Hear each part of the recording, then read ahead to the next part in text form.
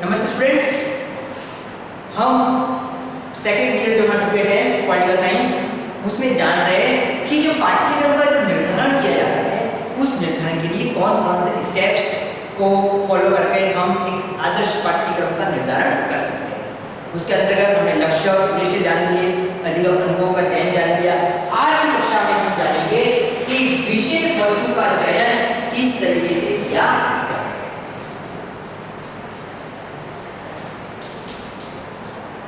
विषय वस्तु का चयन किसी भी पाठ्य पुस्तक का जो बेस है, जो आधार है, वो विषय वस्तु पर, कंटेंट पर, चाहे इतिहास की पुस्तक हो, राजनीति की हो, भूगोल की हो, साइंस की हो, इंग्लिश की हो, उससे संबंधित कंटेंट ही उस पाठ्य पुस्तक को पूर्ण करता है। कंटेंट के बेस पर कह सकते हैं कि ये कौन से विषय की पाठ्य पुस्तक है। तो इस बात का ध्यान रखना कि जब पाठ्य पुस्तक पाठ्यक्रम में जब हम विषय वस्तु का चयन करते हैं, कंटेंट का चयन करते हैं, तो वो कौन कौन सी बातें हैं, वो कौन कौन से पहलू हैं जिनको ध्यान रखकर हम एक आदर्श पाठ्य पुस्तक का निर्धारण करते हैं। कंटेंट को निर्धारित करते समय हमको ध्यान रखना है कि हम कौन से लेवल की पाठ्यक्रम निर्धारित करते हैं। प्राइमरी लेवल है, अपर प्राइमरी है, मिडिल है या हायर सेकेंडरी, इस सब बातों को ध्यान रखकर हम पाठ्य पुस्तक का निर्धारण करते हैं। तो आयु स्तर, मानसिकता और कक्षा के अनुसार जो है पाठ्य पुस्तक विषय वस्तु का चयन किया जाता है। तो हम बिंदुवार जानते हैं कि जब विषय वस्तु का चयन करते हैं तो विषय वस्तु के चयन में हमको कौन कौन सी बातें ध्यान में रखनी है। सबसे पहली है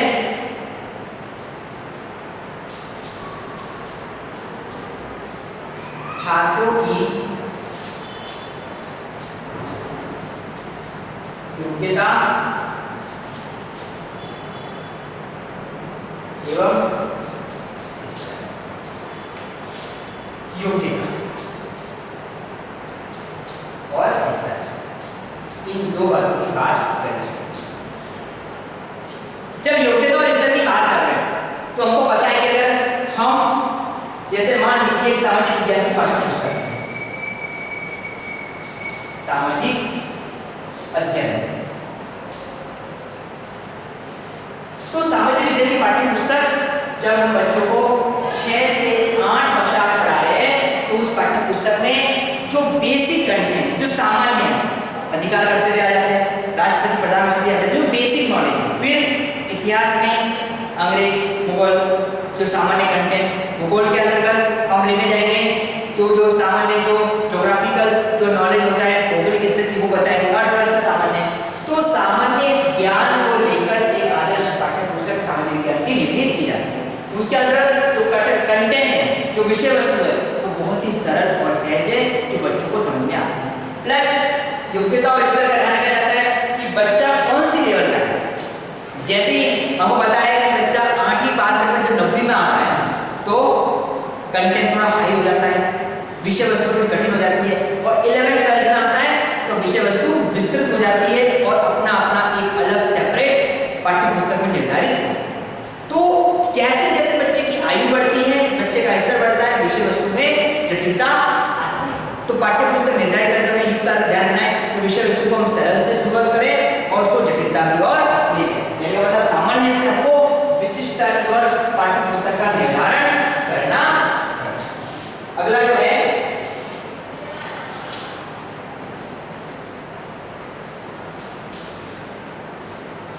समाज की आकांक्षा। समाज की आकांक्षा, जब भी कोई पाठ्य पुस्तक निर्धारित की जाती है, उसका निर्माण किया जाता है, तो समाज की आकांक्षाओं को ध्यान रखना।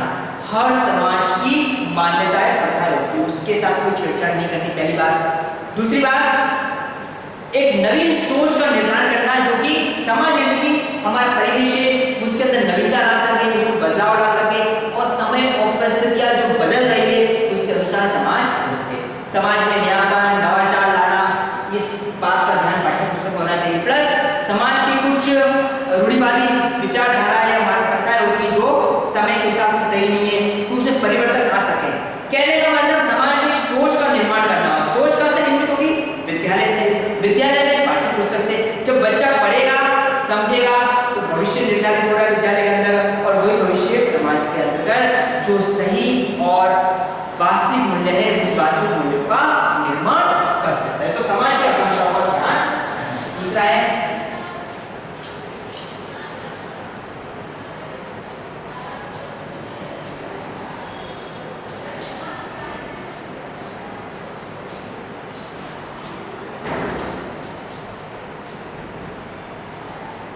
अभिभावकों की आकांक्षा। अभी हर अभिभावक यानी कि जो पेरेंट्स होते हैं, माता पिता जो उससे संबंधित जो उसको पढ़ा लिखा रहे हैं, उसकी आकांक्षा होती है कि बच्चा पढ़ लिख कर कुछ बने। उन तथ्यों का समावेश करना चाहिए जो सीखने से संबंधित है, जो समझने से संबंधित है, जो समझने के बाद कुछ कर सके, नया बना सके बच्चों के अंदर। बच्चा सीखे हुए ज्ञान के माध्यम से आगे बढ़ेगा और अपने लिए एक बेहतर भविष्य का निर्माण करेगा। तो बच्चों को वह ज्ञान प्रदान करना, वह नॉलेज क्रिएट करना जिसके माध्यम से बच्चा भविष्य में कुछ बन सके और अभिभावकों की आकांक्षाओं को पूर्ण कर सके। बच्चा बेहतर पढ़ लिख जाएगा, अच्छी ज्ञान को प्राप्त करे और उसका भविष्य निर्मित नहीं होता तो अभिभावक वहां पर उदास हो जाते, उनका पढ़ाई लिखाई किसी काम का नहीं आता। तो अभिभावकों की आकांक्षाओं को पूर्ण करना ही पाठ्य पुस्तक के अंतर्गत आना चाहिए। वो किस तरीके से एक बेहतर पाठ्य पुस्तक का निर्माण कर सकते। अगला है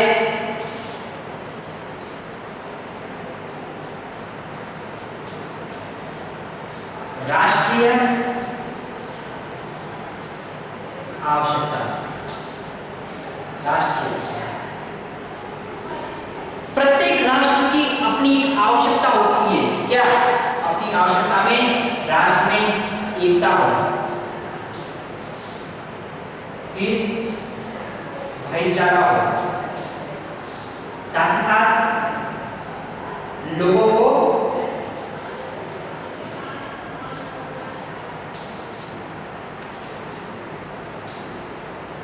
राष्ट्र के अनुसार, लोग राष्ट्र के अनुसार निर्मित करें। वो कब संभव है? जब जो शिक्षण व्यवस्था है देश की संविधान के अनुसार प्रदान की जाए, संविधान के अनुसार बच्चों को शिक्षित किया जाए, संविधान की आकांक्षा के अनुसार निर्मित किया जाए।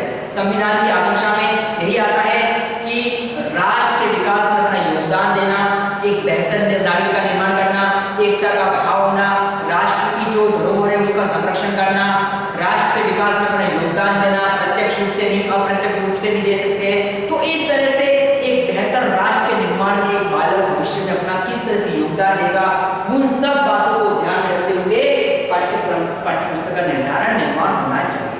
वह पाठ्यक्रम पुस्तक जो राष्ट्र की आकांक्षा को पूर्ण करे वो एक बेहतर पाठ्य पुस्तक के अंतर्गत आता है। तो इस बात का ध्यान देना पाठ्य पुस्तक निर्माण में किया जाना। अगला है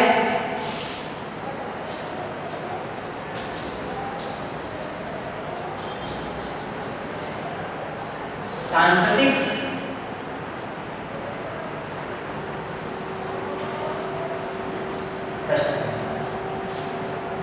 प्रत्येक देश की अपनी संस्कृति और की एक सभ्यता होती है। उस संस्कृति और सभ्यता से विमुख होना मतलब कि देश से दूर होना। आज हम कितने पढ़ लिख लें लेकिन हम हमारे देश की सभ्यता संस्कृति को नहीं समझते। इसका मतलब है कि आपने अपने आप को राष्ट्र अनुसार निर्मित नहीं किया। हमको आगे बढ़ना है, भविष्य के लिए तैयार होना है, लेकिन साथ ही साथ देश और सभ्यता और संस्कृति को संयोजे रखना है।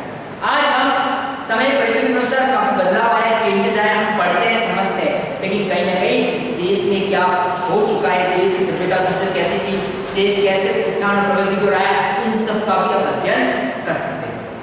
हमारे त्योहार कौन से हैं, हमारी संस्कृति कौन से है, हमारे लोकगीत कौन से है, इन सब बातों का नॉलेज भी हमको होना चाहिए। हम राजस्थान की सभ्यता और संस्कृति को बिना समझे हम अपने आप को एक बेहतर शिक्षक नहीं बना सकते। हमको पता होना चाहिए कि हमारे राष्ट्र की, हमारे प्रदेश की कौन सी सभ्यता संस्कृति है। हम समझेंगे तो हम विद्यालय के अंतर्गत सामान्य बातों के तौर पर बच्चों को भी समझाएंगे। इसलिए विद्यालय के अंतर्गत इस बात पर ध्यान दिया जाता है कि किस तरह से सभ्यता और संस्कृति बच्चों को समझाई जाए, पाठ्य पुस्तक के द्वारा प्लस विद्यालय में गतिविधियों का आयोजन करके शैक्षिक और सह शैक्षिक जो गतिविधियां है, कार्यक्रम, उत्सव, जयंती, बाल सभा, इन सब के माध्यम से संस्कृति से अवगत कराया जाता है, संस्कृति की झांकी रखी जाती है। क्योंकि भारत एक ऐसा देश है जिसमें विविधता है, विविधता होने के साथ साथ एकता है, और यही एकता हमको हमारे देश में दिखती है। और इसी के द्वारा हम देखते हैं जब देश का जब संविधान गणतंत्र दिवस मनाया जाता है, उस गणतंत्र दिवस में देश प्रत्येक जो राष्ट्र है, प्रत्येक क्षेत्र की झांकियां प्रस्तुत की जाती है, उसकी सभ्यता संस्कृति को प्रस्तुत किया जाता है, और ये जरूरी है। अगला है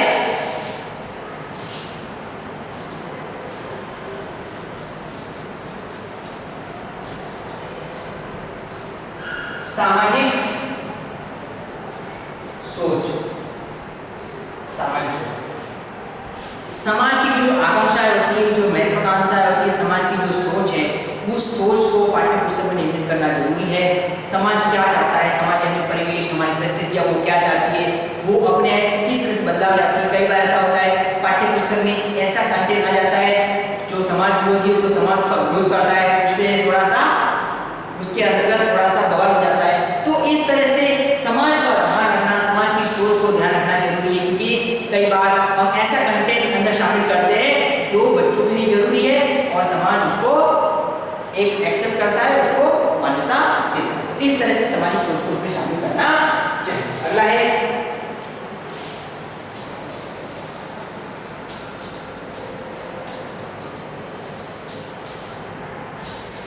संसाधनों की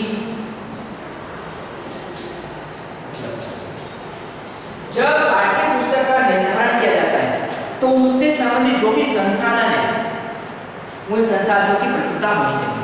आपने पाठ्य पुस्तक में सैद्धांतिक के साथ साथ जो प्रायोगिक ज्ञान को शामिल कर लिया, लेकिन उस प्रायोगिक ज्ञान को बच्चों तक पहुंचाने के लिए संसाधन ही नहीं है, तो वो पाठ्य पुस्तक आदर्श रूप में प्रस्तुत नहीं होती। जैसे कंप्यूटर ज्ञान में सैद्धांतिक और प्रायोगिक दोनों ज्ञान जरूरी है। विद्यालय के अंतर्गत समुचित रूप से कंप्यूटर व्यवस्था होनी चाहिए ताकि जो बच्चों को सिखाया गया है वो उसको प्रैक्टिकल रूप से समझ सके। तो इस तरह से सैद्धांतिक के साथ साथ प्रायोगिक, कुल मिलाकर संसाधन उपलब्ध होनी चाहिए। भूगोल पढ़ा रहे, भूगोल संबंधित मानचित्र ग्लोब होने चाहिए। विज्ञान पढ़ा रहे, विज्ञान संबंधित प्रयोगशालाएं होनी चाहिए। इस तरह से संबंधित विषय के संबंधित संसाधन विद्यालय को उपलब्ध होने चाहिए। अगला है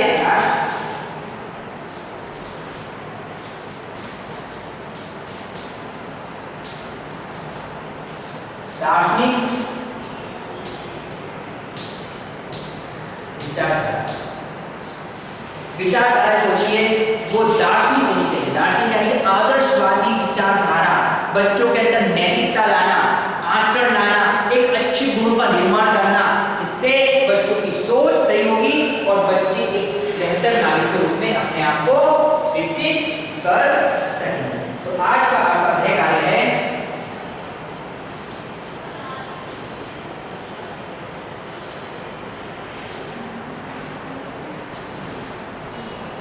पाठ्यक्रम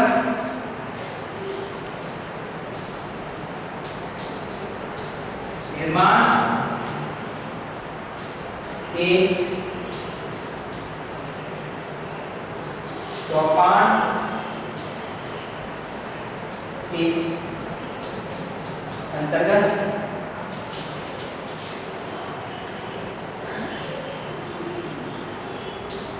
विषय वस्तु के चयन को आपको गृह कार्य करना है कि जो हम पाठ्यक्रम निर्माण के सोपान कर रहे हैं उसमें विषय वस्तु का चयन किस तरह से कर जाता है उसके बारे में आपको बताना है। स्टूडेंट जैसे कि बताया इस कोरोना के समय में हमको सावधानी, जागरूकता दोनों चलानी है। मास्क का प्रयोग, सैनिटाइजर